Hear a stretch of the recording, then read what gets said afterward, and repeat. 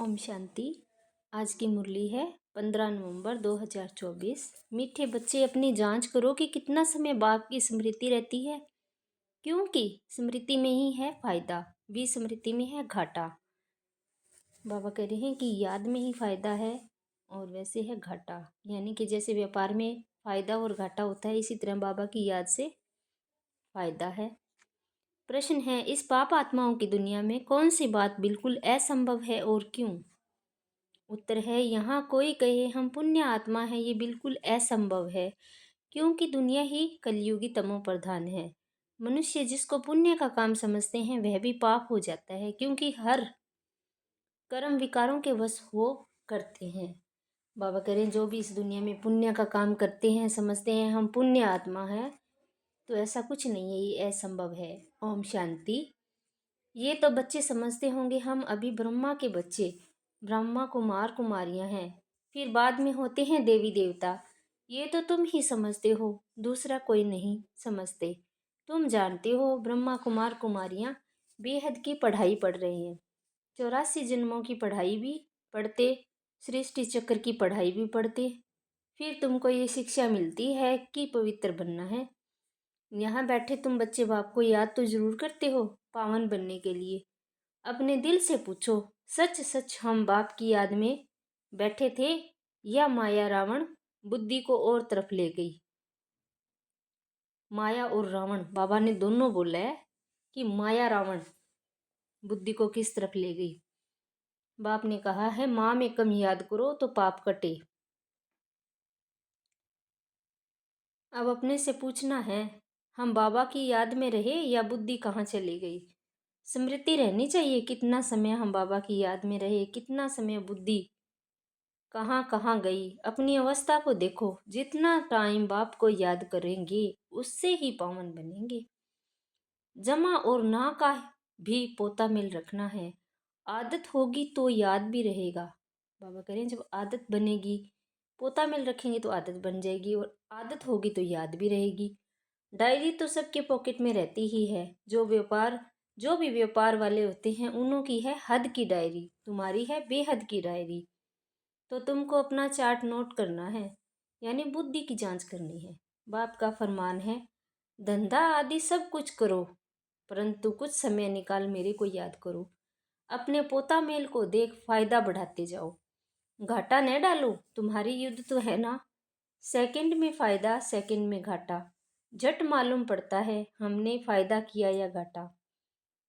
बाबा कह रहे हैं कि कैसे पता पड़ता है ये फायदा ये घाटा? मतलब देह अभिमान में आकर हम कोई भी विकार कर रहे हैं, विकर्म कर रहे हैं तो घाटा ही है। तुम व्यापारी हो ना, कोई विरला ये व्यापार करे। स्मृति से है फायदा, विस्मृति से है घाटा। आप अपनी जांच करनी है, ये अपनी जांच करनी है। जिसको ऊंच पद पाना है उनको तो ओना रहता है। देखो हम कितना समय विस्मृति में रहे। ये तो तुम बच्चे जानते हो, हम सब आत्माओं का बाप पतित पावन है। हम असुल आत्माएं हैं, अपने घर से यहाँ आए हैं, ये शरीर लेकर पाठ बजाते हैं। शरीर विनाशी है, आत्मा है विनाशी है, संस्कार भी आत्मा में रहते हैं। बाबा पूछते हैं, हे आत्मा याद करो, इस जन्म के छोटेपन में कोई उल्टा काम तो नहीं किया? याद करो, 3-4 वर्ष से लेकर याद तो रहती है हमने छोटेपन में कैसे बिताया, क्या क्या किया। कोई भी बात दिल अंदर खाती तो नहीं है, याद करो। बाबा कह रहे हैं, जब बच्चा छोटा होता है तो कितना पवित्र होता है, अपने आप ही सब कुछ होता है, यानी परमात्मा ही कराता है, तो वो कोई विकारी नहीं होता। तो बाबा कह रहे हैं, याद करो कि आप छोटेपन में कितने पवित्र थे। सतयुग में पाप कर्म होते ही नहीं, तो पूछने की बात ही नहीं, बुद्धि भी बच्चों की तरह पवित्र हो जाती है। यहाँ तो पाप ही होते हैं, जिसको पुण्य का काम समझते हैं वह भी पाप ही है। ये है ही पाप आत्माओं की दुनिया, तुम्हारे लेन देन भी पाप आत्माओं से है। पुण्य आत्मा यहाँ है ही नहीं। पुण्य आत्माओं की दुनिया में फिर भी पाप आत्मा नहीं। पाप आत्माओं की दुनिया में एक भी पुण्य आत्मा नहीं हो सकती। जिन गुरुओं के चरणों में गिरते हैं वह भी कोई पुण्य आत्मा नहीं है। ये तो है ही कलयुग सो भी तमो प्रधान, तो इसमें कोई पुण्य आत्मा होना ही असंभव है। पुण्य आत्मा बनने के लिए बाप को बुलाते हैं कि आकर हमको पावन बनाओ।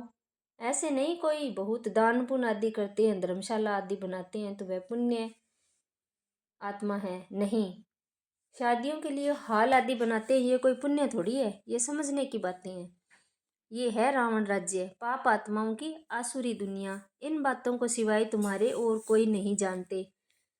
रावण भल है परंतु उनको पहचानते थोड़ी हैं। शिव का भी चित्र है परंतु पहचानते नहीं है।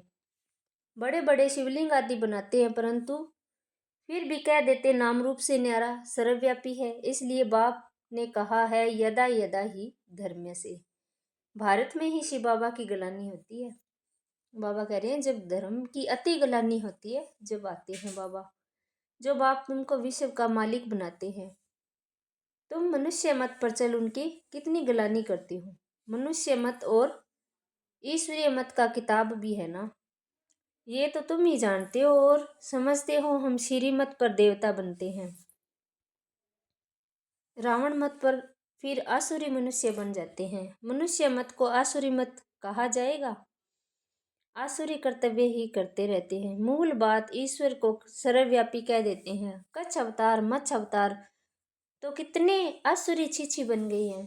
तुम्हारी आत्मा कच्छ मत्स्य अवतार नहीं लेती है, मनुष्य तन में ही आती है। अभी तुम समझते हो हम कोई कच्छ मत्स्य थोड़ी बनते हैं, 84 लाख योनि थोड़ी है। अभी तुमको बाप की श्रीमत मिलती है। बच्चे तुम 84 जन्म लेते हो। बाबा की श्रीमत क्या है? 84 जन्म, और मनुष्य की मत है 84 लाख जन्म। तो 84 और 84 लाख का क्या परसेंटेज कहेंगे? झूठ तो पूरा झूठ, सच की रत्ती नहीं। इसका ही अर्थ समझना है चाहिए। भारत का हाल देखो क्या हो गया है। भारत सचखंड था जिसको हेवन ही कहा जाता था। आधा कल्प है राम राज्य, आधा कल्प रावण राज्य। रावण को आसुरी संप्रदाय कहेंगे। कितना कड़ा अक्षर है। आधा कल्प देवताओं का राज्य चलता है। बाप ने समझाया है Lakshmi Narayan the first, the second, the third कहा जाता है। जैसे एडवर्ड फर्स्ट सेकंड होता है ना, पहली पीढ़ी फिर दूसरी पीढ़ी ऐसे चलती है। तुम्हारा भी ऐसे ही होता, तुम्हारा भी पहले होता है सूर्यवंशी राज्य फिर चंद्रवंशी। बाप ने आकर ड्रामा का राज भी अच्छी रीति समझाया। तुम्हारे शास्त्रों में ये बातें नहीं थी। कोई कोई शास्त्रों में थोड़ी लकीर लगाई हुई है, परंतु उस समय जिन्होंने पुस्तक बनाया उन्होंने कुछ समझा नहीं। बाबा भी जब बनारस गए तो उस समय ये दुनिया अच्छी नहीं लगती थी। वहाँ सारी दीवारों पर लकीर बैठ लगाते थे। बाप ये सब कराते थे, परंतु हम तो उस समय बच्चे थे ना। ये ब्रह्मा बाबा कह रहे हैं भी बाबा ही हमसे सब कुछ करवाते थे, शिव बाबा। लेकिन उस समय तो ये बिल्कुल पवित्र बुद्धि हो गई थे, पूरा समझ नहीं आता था। बस कोई है जो हमसे ये कराता है। विनाश देखा तो अंदर में खुशी भी हुई। रात को सोते थे तो भी जैसे उड़ते रहते थे, परंतु कुछ समझ नहीं आता था। ऐसे ऐसे लकीरें खींचते रहते थे। कोई ताकत है जिसने प्रवेश किया है। हम वंडर खाते थे। पहले तो धंधा आदि करते थे, फिर क्या हुआ? कोई को देखते थे और झट ध्यान में चले जाते थे। कहता था ये क्या होता है? जिसको देखता हूँ उनकी आंखें बंद हो जाती है। पूछते थे क्या देखा? तो कहते थे वैकुंठ देखा, श्री कृष्ण देखा। बाबा को जो कोई देखते थे या बाबा जिसके ऊपर अपनी दृष्टि डालते थे उनकी आंखें बंद हो जाती थी, ध्यान में चले जाते थे। ये भी सब समझने की बातें हुई ना, इसलिए सब कुछ छोड़कर बनारस चले गए समझने के लिए। सारा दिन बैठा रहता था, पेंसिल और दीवार, और कोई धंधा ही नहीं। बेबी थे ना, यानी बच्चे की तरह हो गई थी इनकी बुद्धि। तो ऐसे ऐसे जब देखा तो समझा अब कुछ करना नहीं है, धंधा आदि छोड़ना पड़ेगा। खुशी थी, ये गद्दाई छोड़नी है। रावण राज्य है ना, रावण पर गधे का शीश दिखाते हैं ना, तो ख्याल हुआ ये राजाई नहीं गदाई है। गधा घड़ी घड़ी मिट्टी में लथेड़ कर धोबी के कपड़े सब खराब कर देता है। बाप भी कहते हैं तुम क्या थे, अब तुम्हारी अवस्था क्या हो गई है। ये बाप ही बैठ समझाते हैं और ये दादा भी समझाते हैं, दोनों का चलता रहता है। ज्ञान में जो अच्छी रीति समझाते हैं वे तीखी कहेंगे, नंबरवार तो है ना। तुम बच्चे भी समझाते हो ये राजधानी स्थापन हो रही है, जरूर नंबरवार पद पाएंगे। आत्मा ही अपना पार्ट कलप कलप बजाती है। सब एक समान ज्ञान नहीं उठाएंगे। ये स्थापना वंडरफुल है। दूसरे कोई स्थापना का ज्ञान थोड़ी देते हैं। बाबा यहाँ समझा रहे हैं कि स्थापना का ज्ञान सिर्फ परमात्मा ही देते हैं। समझो सिख धर्म की स्थापना हुई, शुद्ध आत्मा ने प्रवेश किया, कुछ समय बाद सिख धर्म की स्थापना हुई। उनों का हेड कौन था? गुरु नानक। उसने आकर जप साहिब बनाया। पहले तो नई आत्मा ही होगी, क्योंकि पवित्र आत्मा होती है।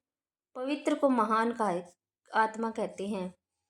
सुप्रीम तो एक बाप को कहा जाता है, वह भी धर्म स्थापन करते हैं तो महान कहेंगे, परंतु नंबरवार पीछे आते हैं। 500 वर्ष पहले एक आत्मा आई, आकर सिख धर्म स्थापन किया। उस समय ग्रंथ कहाँ से आएगा? जरूर सुखमणि जप साहिब आदि बाद में बनाए होंगे ना। क्या शिक्षा देते हैं? उमंग आता है तो बाप की बैठ महिमा करते हैं। बाकी ये पुस्तक आदि तो बाद में बनते हैं, जब बहुत हो। पढ़ने वाले भी चाहिए। सबके शास्त्र पीछे बने होंगे। जब भक्ति मार्ग शुरू होता है तब शास्त्र पढ़े। ज्ञान चाहिए ना। पहले सतो प्रधान होंगे, फिर सतो रजो तमो में आते हैं। जब बहुत वृद्धि हो तब महिमा और शास्त्र आदि बने, नहीं तो वृद्धि कौन करे? फॉलोअर्स बने ना। सिख धर्म की आत्मा आवे जो आकर फॉलो करे, उसमें बहुत टाइम चाहिए। बाबा कह रहे नहीं जी, आत्मा जो आती है उनको दुख तो हो नहीं सकता। ल नहीं कहता। आत्मा सतो प्रधान से सतो रजो तमो में आवे तब दुख हो। ला भी है ना। यहाँ है मिक्सअप, रावण संप्रदाय तो राम संप्रदाय भी। अभी तो संपूर्ण बने नहीं, संपूर्ण बनेंगे तो फिर शरीर छोड़ देंगे। कर्मातीत अवस्था वालों को कोई दुख हो न सके, वह इस छीछी दुनिया में रह नहीं सकते। वह चले जाएंगे, बाकी जो रहेंगे वह कर्मातीत नहीं बने होंगे। सब तो एक साथ कर्मातीत हो नहीं सकते। बल विनाश होता है तो भी कुछ बचेंगे, प्रलय नहीं होती। गाते भी हैं राम गयो रावण गयो जाको बहुत परिवार। रावण का बहुत परिवार था, हमारा परिवार तो थोड़ा है। वह कितने ढेर धर्म है, वास्तव में सबसे बड़ा हमारा परिवार होना चाहिए, क्योंकि देवी देवता धर्म सबसे पहला है। अभी तो सब मिक्सअप हुए हैं तो क्रिश्चियन बहुत बन गए। जहाँ मनुष्य सुख देखते हैं, पोजीशन देखते हैं, तो उस धर्म के बन जाते हैं। जब जब पोप आता है तो बहुत क्रिश्चियन बनते हैं, फिर वृद्धि भी बहुत होती है। सतयुग में तो है ही एक बच्चा एक बच्ची, और कोई धर्म की ऐसी वृद्धि नहीं होती। अभी देखो सबसे क्रिश्चियन तीखे हैं, जो बहुत बच्चे पैदा करते हैं उनको इनाम मिलता है, क्योंकि उनको तो मनुष्य चाहिए ना, जो मिलिट्री लश्कर आदि में काम आएंगे। तो सब क्रिश्चियन, रशिया अमेरिका सब क्रिश्चियन है। एक कहानी है, दो बंदर लड़े, माखन बिल्ला खा गया। ये भी ड्रामा बना हुआ है। आगे तो हिंदू मुसलमान इकट्ठे रहते थे, जब अलग हुए तब पाकिस्तान की नई राजाई खड़ी हो गई। ये भी ड्रामा बना हुआ है। दो लड़ेंगे तो बारूद लगे, धंधा होगा। ऊंच ते ऊंच उन्हों को ये धंधा है, परंतु ड्रामा में विजय की भावी तुम्हारी है। 100% सर्टेन है, तुम्हें कोई भी जीत नहीं सकते। बाकी सब खत्म हो जाएंगे। तुम जानते हो नई दुनिया में हमारा राज्य होगा, जिसके लिए ही तुम पढ़ते हो, लायक बनते हो। तुम लायक थे, अब नए लायक बन पड़े हो, फिर लायक बनना है। गाते भी हैं पतित पावन आओ, परंतु अर्थ थोड़ी समझते हैं।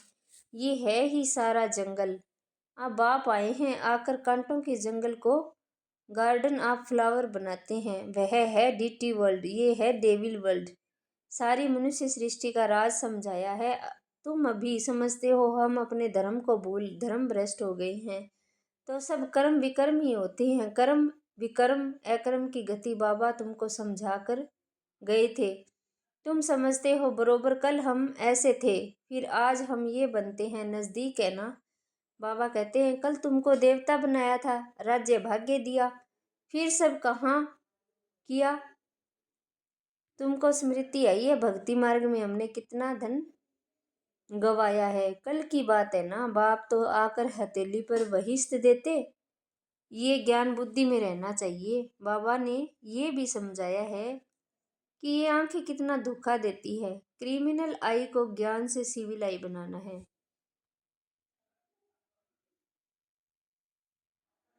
बाबा कह रहे हैं अपनी बुद्धि रूपी तीसरा नेत्र जो क्रिमिनल बन गया है उसको सिविल बनाना है। अच्छा, मीठे मीठे से खिले दे बच्चों प्रति माता पिता बाप दादा का याद प्यार और गुड मॉर्निंग। रूहानी बाप की रूहानी बच्चों को नमस्ते। धारणा के लिए मुख्य सार है, पहला अपनी बेहद की डायरी में चार्ट नोट करना है, यानी बुद्धि में हमने याद में रहकर कितना फायदा बढ़ाया, घाटा तो नहीं पड़ा। याद के समय बुद्धि कहाँ कहाँ गई। दूसरा है, इस जन्म में छोटेपन से हमसे कौन कौन से उल्टे कर्म अर्थात पाप हुए वह नोट करना है। जिस बात में दिल खाती है उसे बाप को सुनाकर हल्का हो जाना है। अब कोई भी पाप का काम नहीं करना। वरदान है, कर्म बंधन को सेवा के बंधन में परिवर्तन कर सर्व के प्यारे और परमात्म प्यारे भाव। परमात्म प्यार ब्राह्मण जीवन का आधार है, लेकिन वह तब मिलेगा जब न्यारे बनेंगे। अगर प्रवृत्ति में ही रहते हो तो सेवा के लिए रहते हो। कभी भी ये नहीं समझो कि हिसाब किताब है, कर्म बंधन है, लेकिन सेवा है। सेवा के बंधन में बंधने से कर्म बंधन खत्म हो जाते हैं।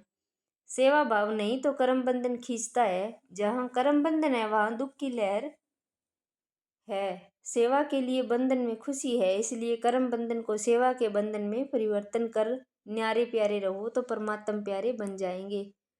स्लोगन है, श्रेष्ठ आत्मा वह है जो यथास्थिति द्वारा हर परिस्थिति को पार कर ले। अच्छा, ओम शांति। शुक्रिया बाबा, शुक्रिया आपका, पद्मा पदम, शुक्रिया आपका।